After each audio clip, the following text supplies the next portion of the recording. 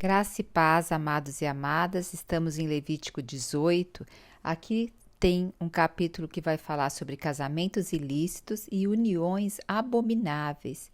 Veja, tem um capítulo todo para falar disso, e inclusive nos 10 mandamentos nós temos um mandamento que também diz: não adulterarás. E no Novo Testamento ainda não é simplesmente adulterar, diz se olhar para uma mulher com um olhar impuro, já pecou. Então a gente vê no Novo Testamento que tudo também parte do coração, né? E o casamento, ele tem suma importância na presença do Senhor, porque é uma aliança. E o casamento representa na Bíblia o casamento entre a noiva a noiva e o noivo. E quem é o noivo? É Jesus Cristo. E a noiva é a igreja. Nós vemos até em Apocalipse 21:9 que diz assim: Vem e eu te mostrarei a noiva e a esposa do Cordeiro. Quer dizer, eu te mostrarei a noiva, a igreja, e a esposa do Cordeiro, que é Cristo. Então veja, nós individualmente, nós somos irmãos, nós somos irmãs em Cristo Jesus, mas coletivamente nós constituímos a igreja, a noiva. Então, a aliança, o casamento, ela é algo sagrado na presença do Senhor. Vejamos lá no início, né? O Senhor instituiu um casal, Adão e Eva. Deus fez Adão lá cair num sono profundo e ali abriu ali aquela parte do lado do homem, retirou uma costela e edificou Eva, a esposa, a parceira, é o complemento do homem. Assim também a igreja é o complemento de Cristo, porque Adão, quando acordou, disse: Essa afinal é ossos dos meus ossos e carne da minha carne.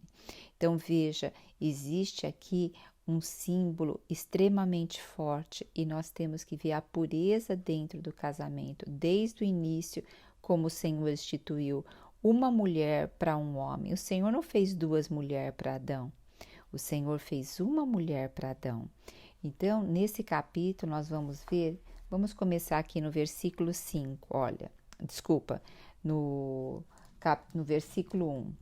O Senhor Deus mandou Moisés comunicar aos filhos de Israel o seguinte: Eu sou o Senhor vosso Deus. Não procedereis como se faz na terra do Egito, de onde vieste, e não procedereis de acordo com o costume da terra de Canaã, para onde vos conduzo. Não seguireis as suas práticas, mas andareis segundo as minhas normas, e guardarei os meus estatutos, e por eles vos conduzirei, diz o Senhor Deus. Então, eles tinham referência do quê? Eles tinham referência lá do Egito. A referência do viver para eles era aquela lei, aquelas abominações que havia no Egito. E agora eles estão indo para Canaã, que Canaã ainda tem povos mais abomináveis ainda. Então o Senhor está dando o quê? Uma legislação para esse povo, para o povo ser puro, para que Deus possa estar com eles e não tomar como referência outros povos. Hoje, a gente toma muito referência do que acontece no dia a dia, né? Da conduta moral, ética e social. Mas lembramos, o nosso manual é a palavra de Deus. Inclusive, na oração do Pai Nosso nos diz assim: Venha a nós o vosso reino, seja feita a tua vontade, assim na terra como no céu. Então, quando a gente aceita o Senhor, nós não fazemos nada para aceitar o Senhor, simplesmente abrimos nosso coração. Nós somos mudados de esfera, nós saímos das trevas e fomos transferidos para o reino do Filho do seu amor, para Cristo, que é o reino, o Filho do seu amor. Mas agora, para conhecer a vontade de Deus, cabe a nós a cada dia trazer a vontade de Deus para a terra, começando pela nossa vida e pela nossa família. E veja o que diz no versículo 5: Guardareis os meus estatutos e as minhas normas. Quem os cumprir encontrará neles a vida. Quando nós cumprimos a palavra do Senhor, nós encontramos o que nele? a vida, porque nós fomos transferidos para o quê? Para o reino do Filho do seu amor. Agora, fazer a vontade de Deus, andar conforme a vontade de Deus, para que nós escolhemos a bênção e não a maldição. Quando a gente escolhe não andar na vontade de Deus, mesmo que nós somos do Senhor, nós estamos escolhendo a maldição. Veja o que diz Deuteronômio 11, de 26 em diante. Eis que hoje eu ponho diante de vós a bênção e a maldição. Então, o Senhor, quando coloca esse capítulo e vários outros aqui da Bíblia, o Senhor está falando assim, olha, eu ponho diante de você a bênção e a maldição. Eu estou deixando você claro, consciente. A bênção é quando cumprires os mandamentos do Senhor vosso Deus, que hoje vos mando. Porém, a maldição é se não cumprires os mandamentos do Senhor vosso Deus e vos desviares do caminho que hoje vos tenho ordenado para seguir outros deuses que não conhecestes. Veja só, o casamento, quando existe um adultério, existe também relações ilícitas, o que acontece? Ali há uma profanação do casamento, também é o que? Adoração de ídolos, adoração de deuses estranhos, porque se adora a carne, se adora o prazer. Então, vamos agora ver aqui, a partir do versículo 6, até bem dizer o versículo 19, está tratando aqui sobre a parte das relações abomináveis, as relações ilícitas. Mas antes, veja aqui o versículo 6. Vamos ver aqui primeiro, olha. Nenhum de vós se envolverá sexualmente com sua parenta próxima. Eu sou o Senhor. Não descobrirás a nudez do teu pai, nem a nudez da sua mãe, e tua mãe é tua mãe, e tu não descobrirás sua nudez. E aqui vai começar a falar a partir de agora, até o versículo aqui 18, para não descobrir a nudez. Então, o casamento é algo instituído por Deus, ele foi abençoado. Nós vemos lá em Gênesis que é para gerar, multiplicar e encher a terra. É uma aliança e que prefigura aqui no Novo Testamento muito claro que é uma aliança entre a igreja e o noivo. E a família é a miniatura ali da igreja. O homem, a mulher, seus filhos. Então tem que haver a pureza ali. Se a gente tira a família, a sociedade, ela está arruinada, porque vem o casamento, vem a família e vem a sociedade. Isso é a base da sociedade. E o que está acontecendo hoje? Sendo destruída a base da sociedade, né? Vamos ver assim. Uma outra coisa que eu quero também fazer um paralelo aqui, fala sobre descobrir a nudez. Quando fala isso, o que nos faz lembrar? Lembra Noé? Tinha 3 filhos e um deles, logo quando Noé saiu da arca de Noé, ele o quê? Construiu lá ele plantou uma vinha, fez um vinho e ficou embriagado. E dentro da sua tenda ele estava sem roupa. E seu filho Cã viu que ele estava sem roupa e foi contar para os seus outros 2 irmãos. Então, o que nós temos aqui? Cã deveria ter feito o quê? Viu a nudez do pai, deveria pegar uma roupa e cobrir o pai a sua nudez e não ir falar para os seus irmãos.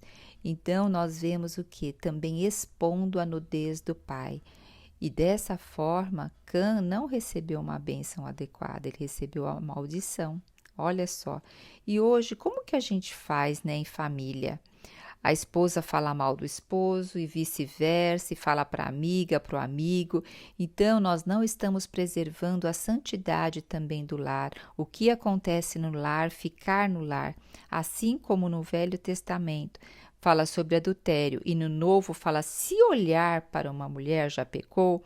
No Novo Testamento também, se eu falar do que acontece aqui dentro do meu lar, ficar expondo.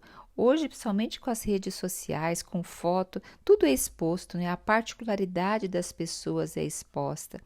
Que Deus volte nosso coração ao princípio, né? Vamos ver agora o versículo 21. Diz assim: não entregarás os teus filhos para serem sacrificados no fogo ao Deus Moloque. Ora, isto seria profanar o santo nome do Senhor Deus, o eu sou. Yahvé. Então, a gente vê aqui no meio desses versículos falando sobre relações sexuais ilícitas, falando de práticas impuras, né, na parte mais relacionada à parte sexual, nós vemos entrando aqui esse versículo, que é o sacrifício de uma criança a Moloque. E o que isso nos remete? Que a relação, ela tá o quê? Para gerar vida. O Senhor permitiu isso, o quê? Para gerar vida. E uma nova vida vai o quê? É para glorificar a Deus. E aqui está se gerando uma vida para oferecer a um Deus estranho. Então, por isso que está aqui, provavelmente está inserido esse versículo aqui, porque está gerando vida para oferecer a um Deus estranho, que é também o que? Adorar outros deuses, né? E nós vemos aqui no versículo 22 e versículo 23 sobre não te deitarás com o homem como se deita com uma mulher, isto é abominável. E não se deitará com animal algum, tornar-se-á impuro. A mulher não se entregará a um animal para se juntar a ele, isto é igual a uma impureza. Lembra que o Senhor falou para Adão e Eva se tornarão uma só carne? E aqui estão se tornando uma só carne dentro do propósito de Deus. Está quebrando o princípio da noiva e Cristo. Está quebrando o princípio de gerar e multiplicar. Então, aqui está o quê? Quebrando o princípio de gerar e multiplicar. Então, significa que eu estou matando a continuação da vida. É como um extermínio para não continuar a vida. Então, você vê como as coisas é sempre sutis, mas tudo tem a ver o quê? De não gerar vida, e sim a maldição e a morte. E a partir do versículo 24, nós temos que, né, fala para não se tornar impuro com essas práticas, pois fala assim, foi por elas que se tornaram impuras as nações que expulso diante de vós. Então as nações se tornam impuras mediante esses pecados, e até a própria terra se tornou impura, e eu castiguei a sua iniquidade, e ela vomitou seus habitantes. Olha, até a própria terra. A natureza, a Bíblia diz lá em Romanos 8 que o quê? A natureza geme com dores de parto. Veja só, a natureza criada aguarda com grande expectativa que os filhos de Deus sejam revelados.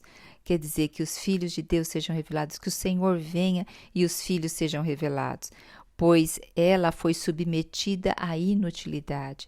Por quê? Por causa da impureza do homem, né? Não pela sua própria escolha, mas por causa da vontade daquele que a sujeitou na esperança. Por quê?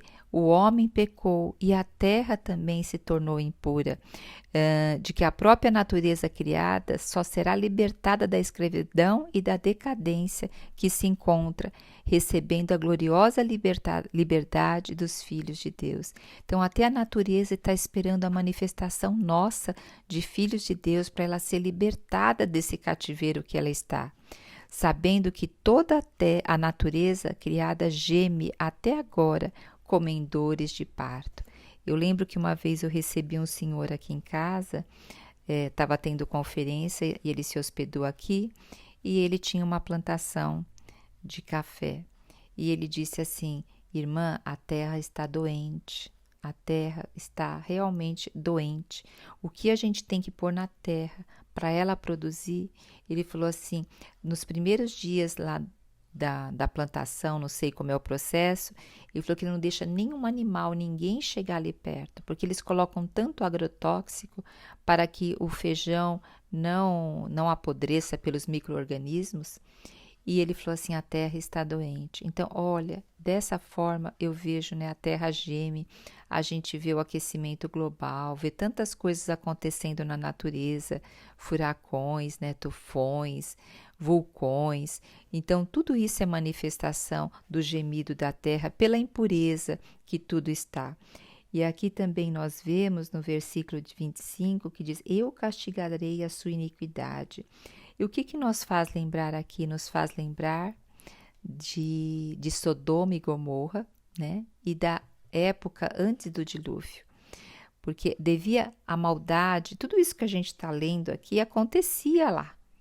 A maldade era tanta que o Senhor teve que exterminar ali no dilúvio e em Sodoma e Gomorra. Então havia todas essas impurezas que nós estamos lendo, né? E agora no versículo 30 diz assim: obedecei, pois, os meus preceitos, e não imiteis os costumes repugnantes praticados antes de vós, nem vos contaminareis com a impureza deles. Eu sou Yahvé, o vosso Deus.